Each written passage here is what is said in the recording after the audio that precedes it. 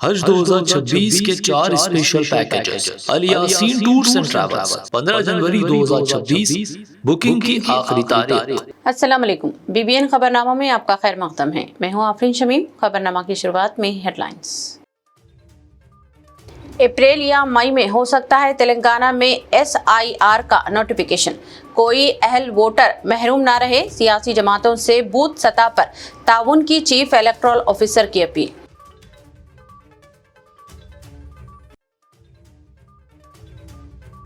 नफरत अंगेज तकारीर के खिलाफ सख्त कानून। तेलंगाना असेंबली के आइंदा इजलास में बिल लाने CM रेवंत रेड्डी का ऐलान।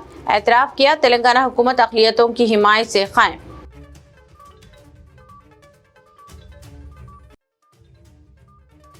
जॉब कैलेंडर नहीं, scandals calendar. T Harish Rao का कांग्रेस हुकूमत पर तंजिया हमला। रोजगार तलबा, खवातीन और पेंशन याफ्तगान नजरअंदाज। रेवंत रेड्डी पर BRS का इल्जाम।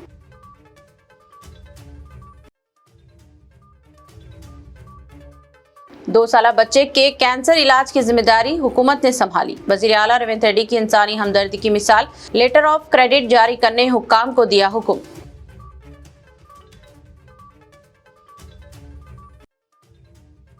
एजेंटिक आर्टिफिशियल इंटेलिजेंस पर खतरे की घंटी। पुलिस कमिश्नर VC सजनार का अवाम को इंतबाह। AI अब खुद फैसला कर रही है। बैंक, हॉस्पिटल व पावर ग्रिड्स में बगैर इंसानी मदाखलत के काम।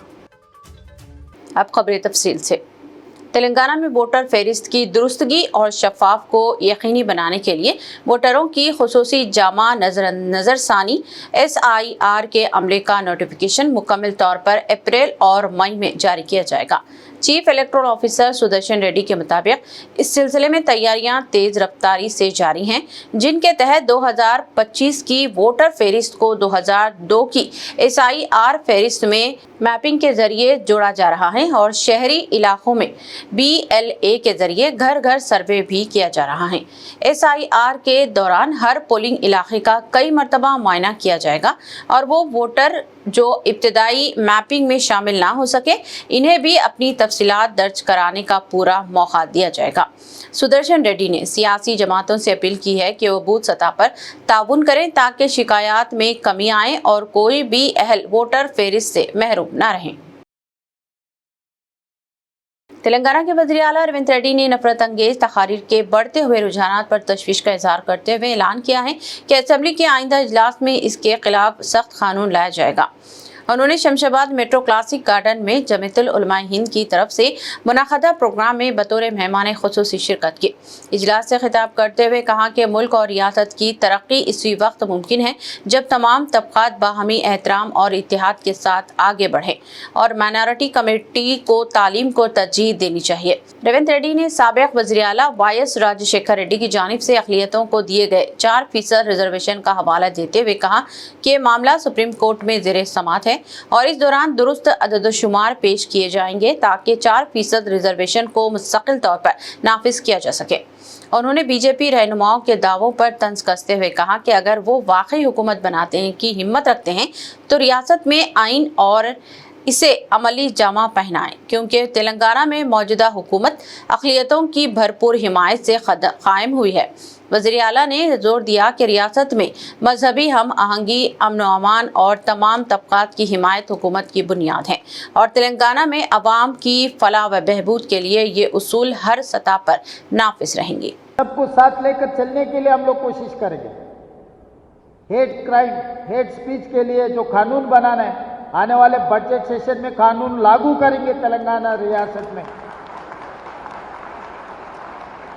पूरा पॉलिसी डॉक्यूमेंट बन रहे। मैं ऑफिसरों को सबको बोल दिए, justice Sudarshan Reddy supreme court तक जो माइनॉरिटी रिजर्वेशन ने बचाया, परसों मोदी के खिलाफ वाइस प्रेसिडेंट चुनाव लड़े जस्टिस सुदर्शन रेड्डी साहब को मैं गुजारिश किए, हेट क्राइम, हेट स्पीच के कानून बना दो। आगे कहीं पर भी तकलीफ नहीं होना है। ये किसी ने किसी के खिलाफ नहीं बोलना, ये ठीक नहीं है। आगे देश तरक्की करना है तो हेट स्पीच कम कर देना। ये हेट क्राइम भी पूरा करप्ट करने के जो भी ऐसा कोशिश करेगा उनको तो अंदर डालने का बराबर हम लोग कानून बनाएंगे। कोई चिंता करने का नहीं है, हम हैं सबको साथ लेकर चलाने। दिल्ली से कोई आया था महबूब नगर में, क्या भाषण दिया आप देखिए। अमित शाह जी ने जो भाषण दिया चवेला में, 4% मुसलमान रिजर्वेशन हम निकाल देंगे, तेलंगाना में सरकार बनाए तो हम 4% रिजर्वेशन निकाल देंगे। मैं मोदी जी अमित शाह जी से सवाल कर रहा हूँ, हिम्मत है तो तेलंगाना में सरकार बना के दिखाओ। परसों चुनाव में आप 8 सीट कैसे मिले सबको पता है। किसी ने आर्गन डोनेशन किए, खुद के पार्टी को खत्म कर देके और किसी को वोट बदलाव किए। 35-36% वोट 15% कैसा हो गए? आप लोग सोचो, मैं बोलेगा नहीं, आप लोग स्कॉलर से 9.5 लाख मेंबर्स है, उसमें 50-40 हज़ार स्कॉलर्स है जमात उलेमा में। इस देश में 1 करोड़ जवान है, इसमें जमात उलेमा 1 करोड़ लोग इसमें मेंबर्स है। सब लोग पढ़े लिखे सो ताकत वाले हैं। 1 करोड़ में समझदार वाले डॉक्टर लोग, बड़े बड़े स्कॉलर्स है इसमें। तेलंगाना के रियासत में 9.5 लाख आप लोग मेंबर्स है। एक दिन बस है आप लोगों को एक जगह में 10 लाख जमा होने के लिए। मुझे पता है आप लोगों का ताकत, पर मैं इतना ही कहना चाहता हूं, इस देश में नफरत फैलाने वाले को जो वोट दे रहा है उनका नीयत कैसे है वो सोचो। जो नफरत फैलाने वाले का तो अपने को पता है, वो सामने खुल के दिख रहा है, खुल के बोल रहा है, उसको हम पहचान सकते हैं। जो आदमी मुखौटा डालकर अपने को जो धोखा दे रहा है, धोखेबाजियों को पहचानो, वो कोई भी हो, कैसे भी हो। धोखेबाजों को पहचानना बहुत जरूरी है आज के तारीख। ऐसे लोगों बहुत खतरनाक होते उन लोगों से भी, क्योंकि जो पहचान सकते हैं वो दुश्मन को हम मुकाबला कर सकते हैं। जो नहीं पहचानते वो दुश्मन को पकड़ना इतना आसान नहीं है। इसीलिए आज जो तेलंगाना कोने कोने से आप लोग इधर आए हुए, आगे हम लोग सब मिलके काम करेंगे, कानून बनाएंगे। तेलंगाना के वज़ीर आला अरविंद रेड्डी ने करीमनगर में मुकामी इंतखाबात की मुहिम के दौरान बीआरएस और बीजेपी पर शदीद तनकीद की और कहा कि दोनों जमातों के दरमियान एक खुफिया ताल्लुक या फेविकॉल रिश्ता मौजूद है जो ये कांग्रेस हुकूमत के खिलाफ मिलकर काम कर रही है। उन्होंने कांग्रेस की 2 साल कारकर्दगी पर खुले मुबाहिस का चैलेंज देते हुए दावा किया कि हुकूमत ने गुज़िश्ता 2 वर्षों में शहरी तरक्की पर हजारों करोड़ रुपए खर्च किए और 70,000 से ज्यादा तकर्रियां अंजाम दी हैं, जबकि बीआरएस के 10 साल दौर में आवाम से भारी टैक्स वसूल होने के बावजूद गरीबों को बुनियादी सहूलतें फराहम नहीं की गई। रविंद्र रेड्डी ने इल्जाम लगाया कि लोकसभा इंतखाबात में बीआरएस ने बीजेपी को फायदा पहुंचाया और इसी वजह से मरकज ने कालेश्वरम जैसे बड़े मंसूबों पर कार्रवाई नहीं की। उन्होंने बीजेपी को चैलेंज किया कि बल्दियाती इंतखाबात से कबल कालेश्वरम धांधली मामले में केसीआर की गिरफ्तारी दिखाएं और कहा कि आने वाले इंतखाबात में कांग्रेस अपनी ताकत का भरपूर मुजाहरा करेगी। वज़ीर आला ने आवाम से अपील की है कि करीमनगर और जिले की तमाम म्युनिसिपैलिटीज में कांग्रेस के झंडे बुलंद करें ताकि पिछले 10 साल गफलत के बाद अवामी फलाह बहबूद और तरक्की की नई राहें खुल सकें। కానీ బీఆర్ఎస్ దరిద్రమేందో పార్లమెంట్ ఎన్నికల్లో మా ఓట్లు మా సీట్లు బీజేపీకి దానం చేస్తున్నామని 8 మంది ఎంపీ సీట్లను బీజేపీ వాళ్ళని గెలిపించింది బీఆర్ఎస్ వాళ్ళు కాదా? ఒక్క సీటు కూడా గెలవలే. 8 సీట్లలో బీఆర్ఎస్ వాళ్ళ డిపాజిట్లు పోయినాయి. మరి ఇవాళ 8 పార్లమెంట్ సీట్లలో డిపాజిట్ పోయిన బీఆర్ఎస్ వాళ్ళు మేమే గెలుస్తామని రంకెలేస్తారు. డిపాజిట్లు రాని బీఆర్ఎస్ సన్నాసులు రేపు మున్సిపల్ ఎన్నికల్లో ఎట్లా గెలుస్తారని నేను అడుగుతున్నా. ఎందుకు మీరు ఆలోచన చేయొచ్చు. బీఆర్ఎస్ వాళ్ళు ఎందుకు బీజేపీకి ఓట్లు వేయించారని దోపిడీ చేసిండ్రు. 1000 కోట్ల రూపాయలు కొల్లగొట్టిరు. ఇవాళ బీజేపీ జాతీయ అధ్యక్షుని, హోంశాఖ సహాయ మంత్రిగా పనిచేస్తున్న ఈ జిల్లా పార్లమెంట్ సభ్యుడు బండి సంజయ్ గారిని, కిషన్ రెడ్డి నేను సూటిగా అడుగుతున్నా. కాళేశ్వరాన్ని ఏటీఎంగా మార్చి 1000 కోట్లు కొల్లగొట్టిందని అమిత్ షా, నరేంద్ర మోడీ గారు తెలంగాణ రాష్ట్రంలో అన్నమాట వాస్తవం కాదా? ఇవాళ కాళేశ్వరం మీద కమిషన్ వేసి అవినీతి లెక్కలు తేల్చి వీళ్ళని అరెస్టు చేయండి అని రాష్ట్ర ప్రభుత్వం శాసనసభలో చర్చ చేసి కేంద్రానికి పంపిస్తే సిబిఐ విచారణ ఈ రోజు వరకు ఎందుకు మొదలు పెట్టలే? దీనికి సమాధానం బండి సంజయ్, కిషన్ రెడ్డి చెప్పాల్సిన అవసరం లేదా? 1000 కోట్లు కొల్లగొట్టిన కాళేశ్వరం లక్ష కోట్లు పెట్టి కట్టిన కాళేశ్వరం మూడే बीआरएस के वर्किंग प्रेसिडेंट केटी रामाराव ने विमलवाड़ा में कांग्रेस हुकूमत पर शदीद तनकीद करते हुए कहा कि इंतखाबात से कबल कांग्रेस उम्मीदवार ने बॉन्ड पेपर पर लिख कर दिया था कि कामयाबी के 100 दिनों में 6 जमानतें नाफिज की जाएंगी, मगर 2 साल गुजर जाने के बावजूद एक भी जमानत पूरी नहीं की गई। केटीआर ने सवाल किया कि कांग्रेस के इख्तिदार में आने के बाद विमलवाड़ा में 1 रुपया भी तरक्की हुई है या नहीं, और अवाम से अपील की है कि अपने घरों को आने वाले कांग्रेस रहनुमाओं से इन झूठी जमानतों का हिसाब मांगे। उन्होंने कहा कि रेवंत रेड्डी को हमदर्दी और तब्दीली के नाम पर वोट मिले थे, मगर आज अवाम खुद को ठगा हुआ महसूस कर रहे हैं। जबकि केसीआर के दौर में पेंशन को 200 से बढ़ाकर 2000 रुपये किया गया और कई फलाही स्कीमों के साथ विमलवाड़ा की तरक्की भी हुई। केटीआर ने पार्टी कारकुनों और अवाम से अपील की है कि रेवंत रेड्डी के गालियों के जाल में ना फंसें और बल्दियाती इंतखाबात में अवामी मसाइल, कांग्रेस हुकूमत की नाकामियों और वादा खिलाफियों को ही असल मौजू बनाएं। उन्होंने इल्जाम लगाया कि अपनी नाअहली और बदउनवानी छुपाने के लिए वजीर आला केसीआर और तेलंगाना तहरीक की तारीख पर हमला कर रहे हैं। రైతులకు మార్పు బాగుందా? ఫిబ్రవరి 6వ తారీఖు రైతు బంధు వడలేదు, మార్పు బాగుందా? 2 నెలల పెన్షన్ కొట్టిండు, 2000 పెన్షన్ కూడా మార్పు బాగుందా?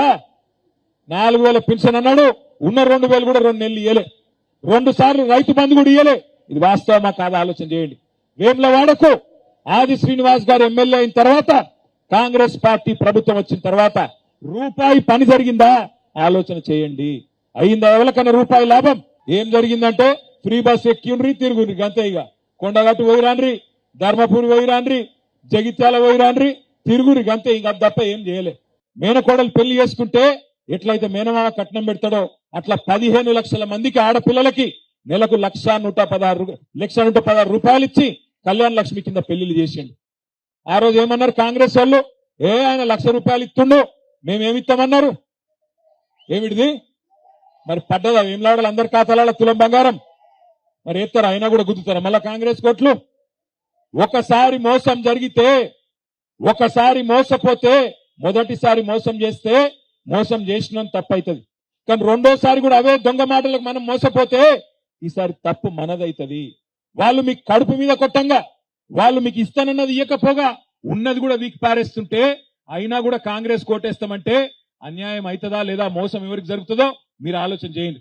बीआरएस के सीनियर रहनुमा और साबिक वज़ीर टी हरीश राव ने कांग्रेस हुकूमत की जानिब से जॉब कैलेंडर को मजाक करार देते हुए कहा कि अवाम को रोजगार कैलेंडर के बजाय स्कैंडल्स कैलेंडर दिया जा रहा है। उन्होंने वज़ीर आला रेवंत रेड्डी पर शदीद तनकीद करते हुए सवाल किया कि क्या उन्होंने कभी किसानों, फीस रीएम्बर्समेंट के मुंतज़िर 20 लाख तलबा, बेरोजगार नौजवान खवातीन से किए गए 2,500 रुपये के वादे, पेंशन याफ्तगान, रिटायर्ड मुलाजमीन या सरकारी मुलाजमीन के DRC, PRC और DA जैसे मसाइल पर बात की है।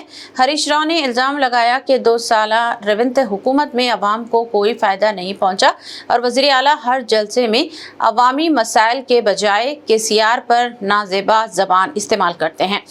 उन्होंने दावा किया कि बीआरएस दौर में 2014 से 2023 के दरमियान SLBC टनल के 11.5 किलोमीटर काम को मुकम्मल किया गया, जबकि कांग्रेस हुकूमत 2 वर्षों में 100 मीटर भी आगे नहीं बढ़ सकी, बल्कि अपनी बद इंतजामी से इस मंसूबे को नुकसान पहुंचाया। हरीश राव ने कहा कि मायूसी और नाकामी छुपाने के लिए रेवंत रेड्डी बदजुबानी का सहारा ले रहे हैं और तेलंगाना जैसे रियासत को ऐसे वज़ीर आला का मिलना बदकिस्मती है। రేవంత్ రెడ్డి స్కామ్లు జాబ్ క్యాలెండర్ లేదు కానీ స్కామ్ క్యాలెండర్ మాత్రం ఇచ్చిండు రేవంత్ రెడ్డి. ఎవ్రీ మంత్ ఏమేం స్కాములు చేసిండ్రో ఇలా స్పష్టంగా మీకు కనబడుతుంటుంది. ఏం చెప్పిండు? నెల నెలా ఉద్యోగాలు నింపుతా, జాబ్ క్యాలెండర్ తెస్తా అని నిరుద్యోగుల ఓట్లు వేసుకున్నాడు. జాబ్ క్యాలెండర్ విడుదల కాలే కానీ స్కామ్ క్యాలెండర్ మాత్రం వచ్చింది. జనవరిలో సివిల్ సప్లై స్కామ్, ఫిబ్రవరిలో NTPC ఫ్లై యాష్ స్కామ్, మార్చిలో శాండ్ స్కామ్, ఏప్రిల్లో RTC కాంట్రాక్ట్ల స్కామ్, మేలో బావమర్దికి ఇచ్చిన అమృత్ టెండర్ల స్కామ్, జూన్లో 4th సిటీ స్కామ్, జూలైలో Lagacharla Hyderabad central university land scam, ఆగస్టులో పీజీ మెడికల్ సీట్ల స్కామ్, మరి సెప్టెంబర్లో 5 లక్షల కోట్ల హిల్ టీపీ ఇండస్ట్రియల్ భూముల స్కామ్, అక్టోబర్లో పవర్ స్కామ్, నవంబర్లో సింగరేణి స్కామ్, డిసెంబర్లో నిన్న మా కేటీఆర్ గారు బయట పెట్టిండు సీఎం ఆయన పార్ట్నర్ కేఎల్ఎస్ఆర్ స్కామ్, 6,000 కోట్ల రూపాయల స్కామ్। बीआरएस के एमएलसी दासुजू श्रावण ने चीफ मिनिस्टर रविंद्र रेड्डी पर शदीद तनकीद की और कहा कि इल्ज़ाम आयद किया कि इक़्तिदार के नशे में उन्होंने न सिर्फ चीफ मिनिस्टर के ओहदे के विखार को मजरू किया है बल्कि 72 साल बुजुर्ग और सीनियर अपोजिशन कायद केसीआर की भी तौहीन की, जो कानून और अखलाकियत की खुली खिलाफ वर्जी है। एक प्रेस नोट में उन्होंने कहा कि चीफ मिनिस्टर केसीआर की कुर्सी एक एजाज़ और भारी जिम्मेदारी होती है, मगर रेवंत रेड्डी इस मुक़द्दस ओहदे पर बैठकर गैर शाइस्ता और तौहीन आमेज ज़बान इस्तेमाल कर रहे हैं जो दस्तूर हिंद और जमहूरी इक़्तिदार के खिलाफ है। दासुजू श्रावण ने इल्ज़ाम लगाया कि वोट बैंक की सियासत के लिए ज़ात पात के जज्बात को हवा दी जा रही है और तेलंगाना तहरीक के कायदीन बिलखुसूस केसीआर को एक मखसूस ज़ात तक महदूद करने की कोशिश की जा रही है, जो तेलंगाना की तारीख और वजूद से गद्दारी के मुतरादिफ है। उन्होंने इंतबा दिया कि इख्तिदार आर्जी होता है और गंदी ज़बान, अदम बर्दाश्त और तकब्बुराना रवैया बिल आखिर सियासी ज़वाल का सबब बनेगा, जिसका फैसला अवाम करेंगे। तेलंगाना जागृति की सदर व साबिक़ रुकनी क़ानूनसाज़ कौंसिल कल्बा कुंटला कविता ने इल्ज़ाम आयद किया है कि बीआरएस पार्टी ने बल्दियाती इंतखाबात में बी माधव रेड्डी को टिकट देकर अपनी बीसी मुखालिफ सोच को बेनकाब कर दिया है, क्योंकि माधव रेड्डी वही शख्स हैं जिन्होंने बीसी तबके को 42% रिजर्वेशन देने के खिलाफ अदालत में अर्जी दाखिल की थी। कविता ने कहा कि जब केटीआर ने अवाम से उम्मीदवार को देखे बगैर बीआरएस को वोट देने की अपील की थी तो इन्हें यह अंदाज़ा नहीं था कि पार्टी ऐसे शख्स को मैदान में उतारेगी जो बीसी रिजर्वेशन का खुला मुखालिफ रहा है। उन्होंने दावा किया कि माधव रेड्डी ने पहले जागृति के प्लेटफॉर्म से सियासत शुरू की और बाद में रेड्डी जागृति कायम की, जबकि बीसी रिजर्वेशन के खिलाफ मुकदमे के पीछे हरीश राव का हाथ है। कविता ने मजीद कहा कि गुज़िश्ता 2 बरसों में बीआरएस ने बीसी तबके के लिए कुछ भी नहीं किया और बीसी को 42% रिजर्वेशन की मुखालिफत करने वाले शख्स को टिकट देकर पार्टी ने खुद को बीसी मुखालिफ साबित कर दिया है। ఇవాళ జరుగుతున్నటువంటి మున్సిపల్ ఎన్నికల్లో బుట్టం గారి మాధవరెడ్డి అనేటటువంటి వ్యక్తికి బీఆర్ఎస్ పార్టీ టికెట్ ఇవ్వడాన్ని తెలంగాణ జాగృతి చాలా తీవ్రంగా ఖండిస్తూ ఉన్నది।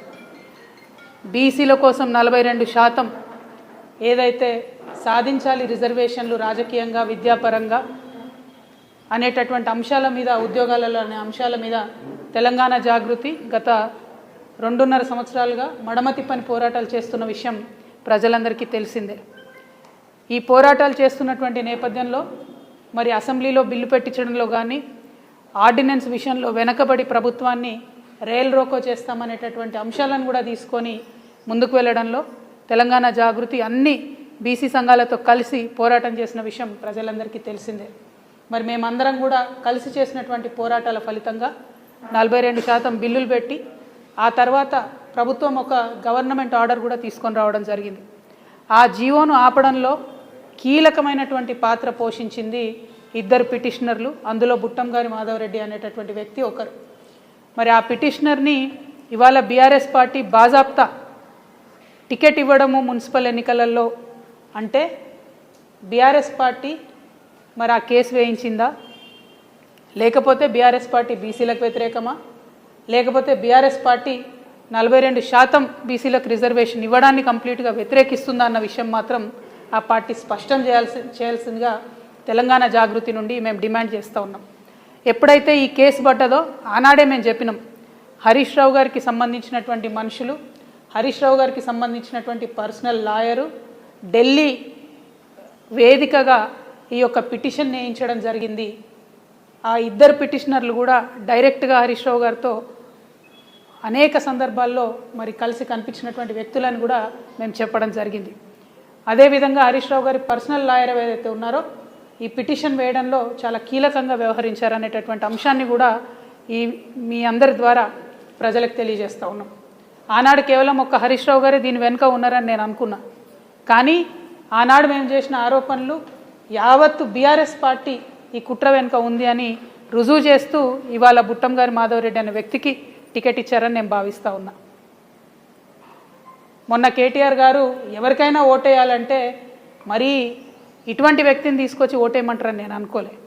ఎందుకంటే ఇవాళ బీసీ బిడ్డలు తెలంగాణ సమాజంలో 56% మంది ఉన్నారు.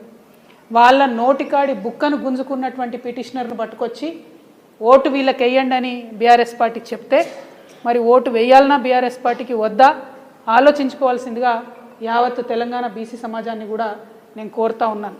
तेलंगाना के वज़ीर आला रेवंत रेड्डी ने हैदराबाद से ताल्लुक़ रखने वाले 2 साल बच्चे के इक्वेट लिमोफोप्लास्टिक लियोकीमिया में मुब्तला होने की इत्तला मिलते ही फौरी रद्द-ए-अमल जाहिर करते हुए हमदर्दी का इजहार करते हुए हुकाम को हिदायत दी है कि बच्चे को बिला ताखिर मुकम्मल तिब्बी सहूलत फराहम की जाए। वज़ीर आला की हिदायत पर मुतालिका अफसरान ने फौरी तौर पर बच्चे के अहले खाना से रब्ता किया और इन्हें बताया कि बच्चे को अमेरिकन कैंसर हॉस्पिटल में दाखिल किया जाए, जहां इलाज के तमाम अखराजात हुकूमत बर्दाश्त करेगी। वज़ीर आला ने यह भी ऐलान किया कि इलाज में किसी किस्म की रुकावट न आए, इसके लिए लेटर ऑफ क्रेडिट जारी किया जाए। ये इक़दाम एक समाजी कारकुन की अपील के बाद उठाया गया, जिसमें बताया गया था कि गरीब ख़ानदान इलाज के भारी अखराजात बर्दाश्त करने से क़ासिर हैं। हुकूमत के इस बरवक्त फैसले पर अवामी हलकों में वज़ीर आला की फौरी मदाखलत और इंसानी हमदर्दी पर मबनी रवैये की सताइश की जा रही है।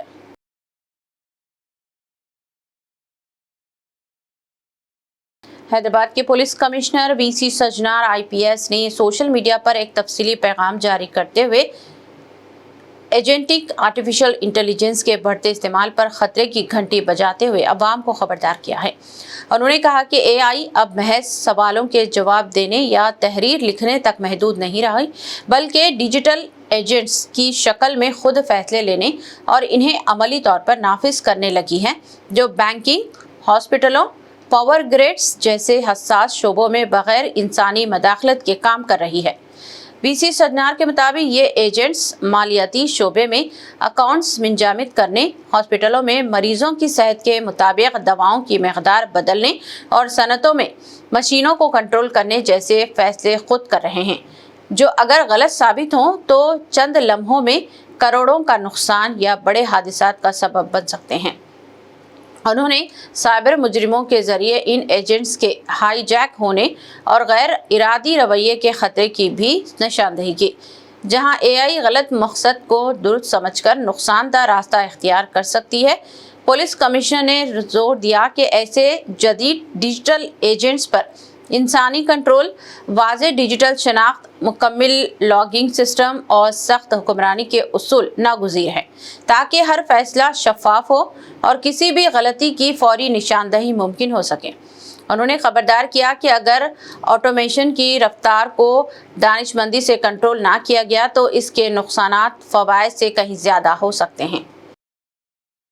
हैदराबाद के बंजारा हिल्स इलाके में मुस्लिम नौजवानों और बुजुर्गों ने ईदगाह बंजारा हिल्स में नमाज ईद की इजाज़त के मुतालबे पर पुरअमन एहतजाज किया और तेलंगाना हुकूमत से अपील की है कि फौरी तौर पर इजाज़तनामा जारी किया जाए।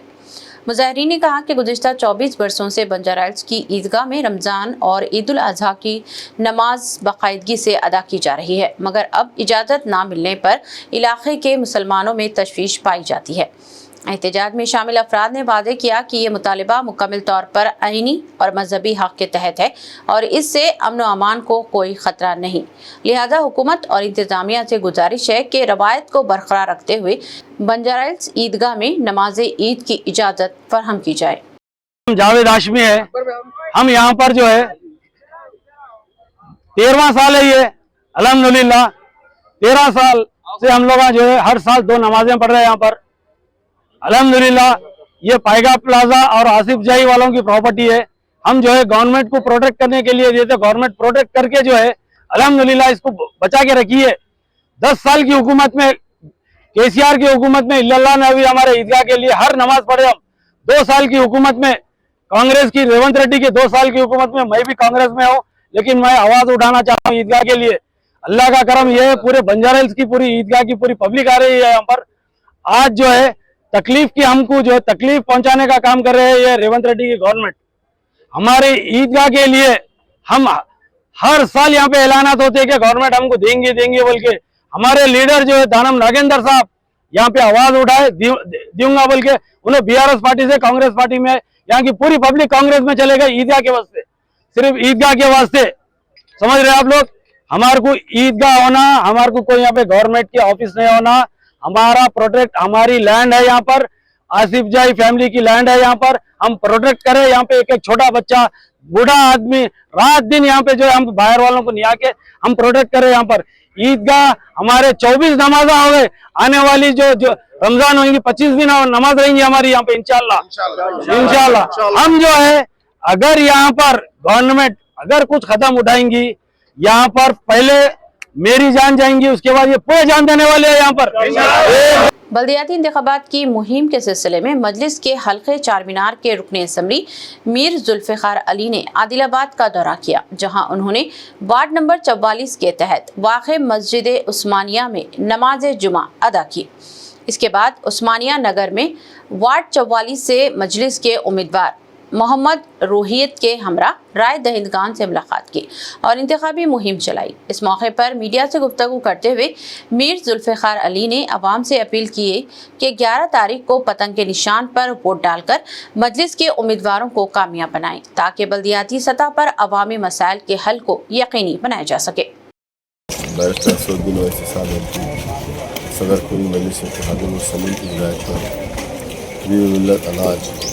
अकबरुद्दीन ओवैसी साहब कायदे मुसलमाना और एमएलए हिदायत पर मैं आदिलाबाद की म्यूनसिपल इलेक्शंस के लिए यहाँ पर मैं आया हूँ। मेरे साथ मेरे जनाब जाफ़र हुसैन मेरा साहब एमएलए, मेरे जनाब सलीम मेर साहब कॉरपोरेटर और दीगर मजलिस के सदर मुतमद्दीन वो यहाँ पर मौजूद हैं। हम लोग यहाँ पर कैंपेनिंग कर रहे हैं। आज मैं उस्मानिया नगर की मस्जिद में मैंने जुम्मे की नमाज़ अदा की, जो यहाँ पर वार्ड 16 और वार्ड 44 दोनों वार्ड बाजू बाजू लगते हैं। मैंने यहाँ पर नमाज़ अदा की।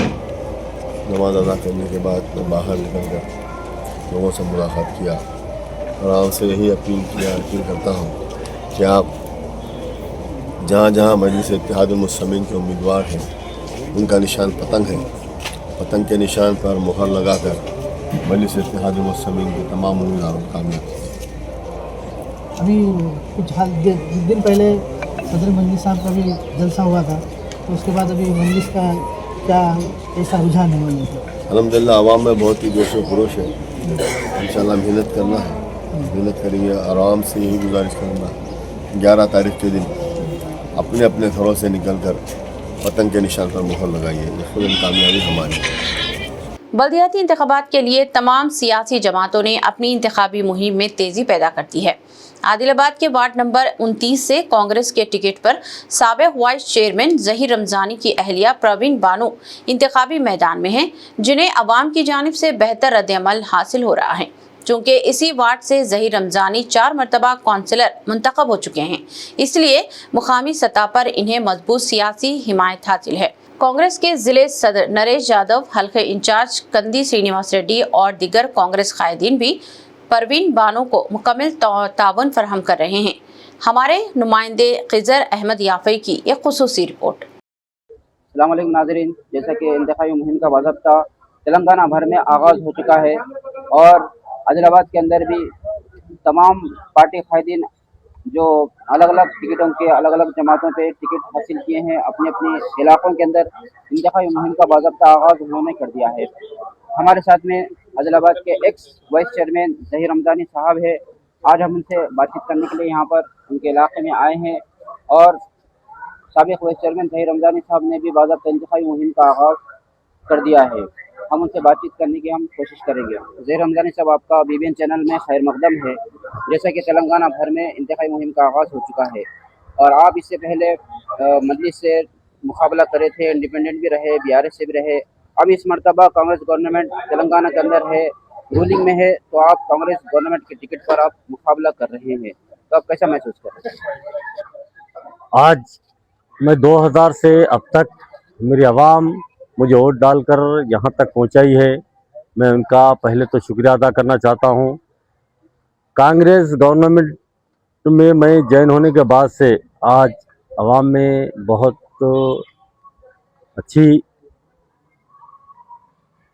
अच्छी जो है सो काम की तारीफ हो रही है, जिसको हम जो वादे किए थे रेवंत रेड्डी साहब ने, वो वादों को पूरी तरीके से निभाया जा रहा है। लेकिन गुज़िश्ता बीआरएस सरकार में जो वादे किए गए थे वो वादों को पूरा नहीं किया गया, जिसमें इंसान के लिए रहने के लिए सबसे बड़ी बात है घर। इंदिरा घर के तौर पर जो रेवंत रेड्डी साहब ने जो घरों को जो ऐलान किया है और जिसका काम तकरीबन लोगों के काम सिलाब तक आ चुके हैं और कई लोगों के घर मुकम्मल हो चुके हैं। इसलिए कांग्रेस का जो काम है, और अभी आने वाले अगले महीने में इलेक्शन के बाद जो 2,500 रुपये जो पेंशन जो देने की बात रेवंत रेड्डी साहब ने की थी, वो बहुत जल्द चालू होने वाली है, क्योंकि उसके लिए भी राशन कार्ड का होना ज़रूरी था। बीआरएस इक़्तिदार में 4-5 साल से राशन कार्ड नहीं दिया गया, इसीलिए रेवंत रेड्डी साहब ने पहले तो सबको राशन कार्ड इशू करे, क्योंकि वो राशन कार्ड बहुत ज़रूरी है हर किसी के लिए। इसलिए राशन कार्ड रहने के बाद ही आपको 2,500 पेंशन आएगा। इसलिए हर वो घर में राशन कार्ड रखने वाली मेरी माँ और बहनों को 2,500 रुपये पेंशन अगले की इलेक्शन के बाद फौरी तौर पर चालू होने वाला है। इसलिए आज हम कांग्रेस पार्टी के साथ मिलकर काम कर रहे हैं और आवाम में बहुत जोश और खरोश है। बल्दियाती इंतखाबात के पेश नज़र जिले एसपी अखिल महाजन IPS की क़यादत में आदिलाबाद 1 टाउन पुलिस स्टेशन हुदूद में एक बड़े पैमाने पर फ्लैग मार्च का इनेकाद अमल में आया, जिसमें तकरीबन 100 पुलिस और मुसल्लह अहलकारों ने शिरकत की। इस मौके पर जिले SP ने अवाम से अपील की है कि वो बिला खौफ व खतरा अपनी हक़राए दही का इस्तेमाल करें और यकीन दिलाया कि पुलिस हर हंगामी सूरत हाल पर अवाम के साथ खड़ी रहेगी, क्योंकि पुरअमन और शफाफ इंतखाबात का इनेकाद ज़िले पुलिस की अव्वलीन तरजीही है। उन्होंने खबरदार किया कि इंतखाबी अमल के दौरान गैर कानूनी शराब, नकद रकम और तहाइफ की मुंतकिली पर कड़ी नज़र रखी जाएगी और अवाम से अपील की कि ऐसी किसी भी सरगर्मी की इतला फौरी तौर पर डायल 100 पर दे। फ्लैग मार्च आदिलाबाद 1 टाउन से शुरू होकर शहर के मुख्तलिफ अहम इलाकों से गुजरता हुआ दोबारा 1 टाउन में इख्तिताम पजीर हुआ, जिसमें DSP जीवन रेड्डी, स्पेशल ब्रांच के अहदेदार, CIs, SIs और दीगर पुलिस अहलकार भी मौजूद थे।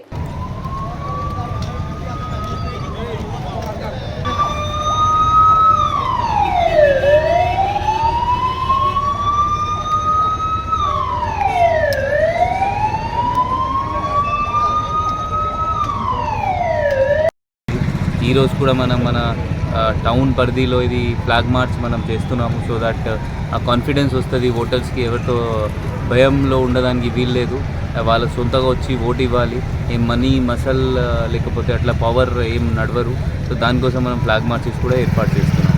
Thank you.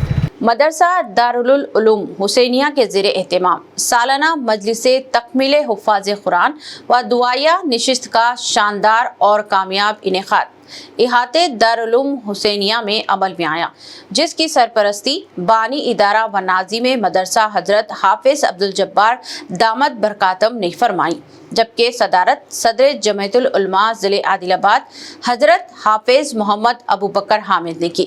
इस रूह परवर और बाबरकत मजलिस के मेहमान खुसूसी हज़रत मौलाना कारी सैयद रिजवान साहब उस्तादी दामते बरकातहम थे, जिन्होंने हाफिज़ कुरान की फजीलत, इसकी जिम्मेदारियों और मौजूदा दौर में दीनी तालीम की अहमियत पर जामा और फ़िक्र अंगेज़ खिताब किया।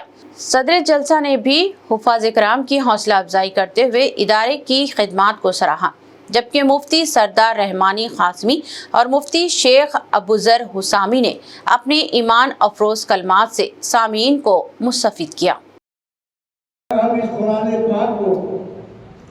पहाड़ के ऊपर उतारते तो पहाड़ रेशा रेशा हो जाता और जर्रे जर्रे निकल जाता।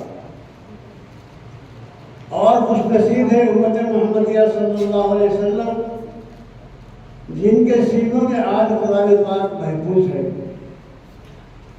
और कुरान जो पहाड़ों को रेशा रेशा करने वाला है, और वो कुरान आज सीने के अंदर महफूज है।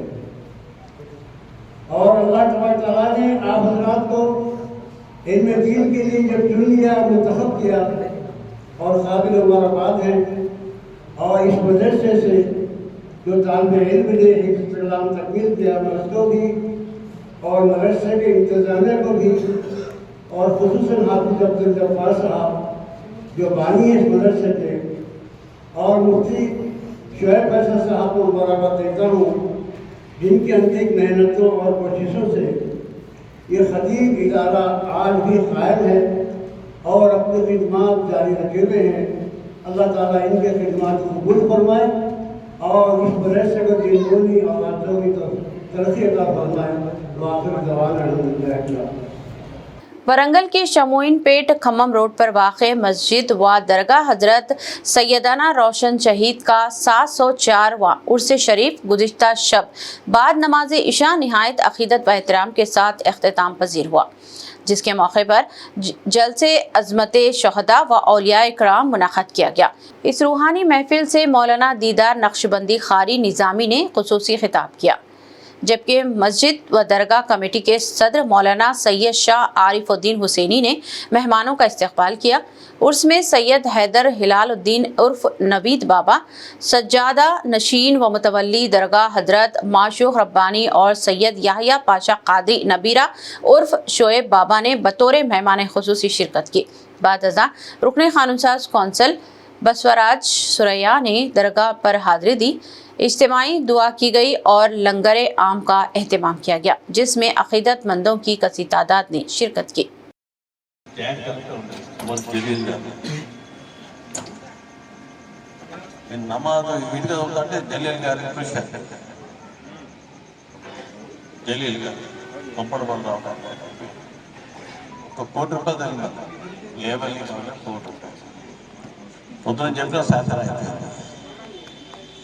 అని ఇక్కడ దేని అయిన తర్వాత ఫస్ట్ నమాజ్ ఇక్కడ చదివాడు. అది మీటింగ్ చెప్పేది కాదు, ఒక సందర్భం చూసి వచ్చాము. తర్వాత ఇది బతుకమ్మ కార్యక్రమం చెప్పారు. బతుకమ్మది కూడా లేక తెలియదు డిఎస్పీ జలీల్ గారు ఇద్దరు ముస్లిమ్స్ మైనారిటీస్గా ఉండటం వలన అసాధ్యమైన ఇది ఎప్పటి మాత్రం పంచాయతీ ఎప్పటి నాకు వ్యతిరేకి అంటే నా కోసం కాదు, సమాజం కోసం. ఇలా ఈద్గా కానీ కబరస్థాన్ కానీ ఎన్నో రకాల ముస్లిమ్స్ వెల్ఫేర్ విషయంలో జిల్లా కలెక్టర్ కానీ మున్సిపల్ కమిషనర్ కానీ అందరితో కలిసి సీసీ కెమెరాలు కూడా మోస్ట్ ఇంపార్టెంట్ సీసీ కెమెరా నాతో పెట్టించారు. ఎందుకంటే కబ్రస్థాన్ అంతా అన్సోషల్ వెల్ఫేర్ ఇబ్బంది పెడుతుంది. ఎప్పుడో ఏ కోసం పెద్దలకు వచ్చి మూలేసి నమాజ్ తీసుకొస్తుంది. పవిత్రమైన ప్లేస్ అని మాట్లాడుతుంది. సీసీ కెమెరా గుర్తుకు భయం ఉంటుందని చెప్తుంది. పోలీస్ స్టేషన్లకు రావడానికి కూడా మీ అందరి కృషి అది కబ్రస్థాన్ ప్లేస్. పోలీస్ స్టేషన్ ఉంది, కబ్రస్థాన్ ప్లేస్. 16 గుంటలకు అందరూ వారి మంది చేసిన కార్యక్రమం ఏదైనా ఈ ప్రాంతంలో ముఖ్యంగా వరంగల్లో ఉంది. इख्तिताम से कबल एक नज़र हेडलाइंस पर। अप्रैल या मई में हो सकता है तेलंगाना में SIR का नोटिफिकेशन, कोई अहल वोटर महरूम ना रहे, सियासी जमातों से बूथ सतह पर ताउन की चीफ इलेक्टोरल ऑफिसर की अपील।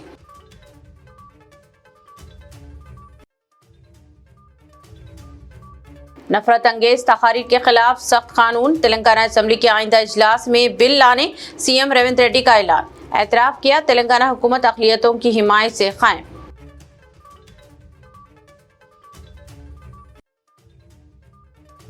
जॉब कैलेंडर नहीं, scandals calendar, T Harish Rao का कांग्रेस हुकूमत पर तंज़िया हमला। रोजगार तलबा, ख़वातीन और पेंशन याफ्तगान नजरअंदाज, रेवंत रेड्डी पर BRS का इल्जाम।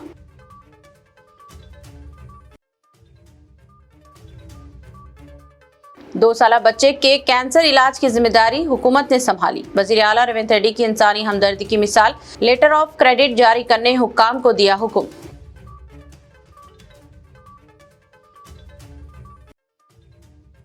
एजेंटिक आर्टिफिशियल इंटेलिजेंस पर खतरे की घंटी। पुलिस कमिश्नर वीसी सजनार का अवाम को इंतबाह। एआई अब खुद फैसला कर रही है।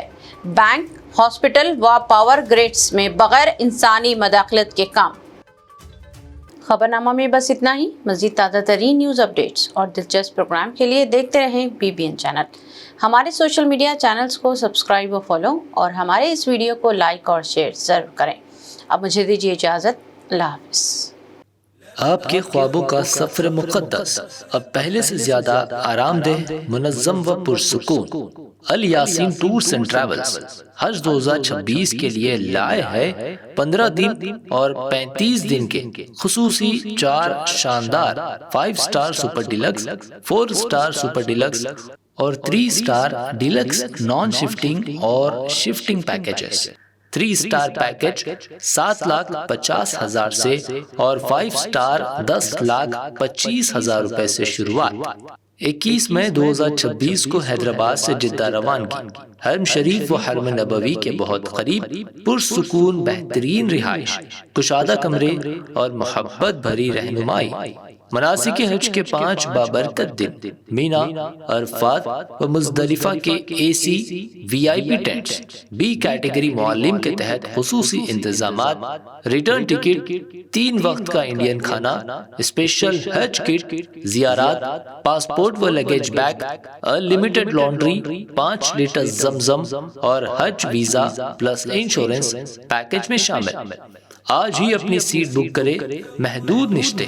अल Yaseen tours and travels, main office inside Diwan Deodi, branch office beside HP petrol pump, Lakdi ka pull, Hyderabad.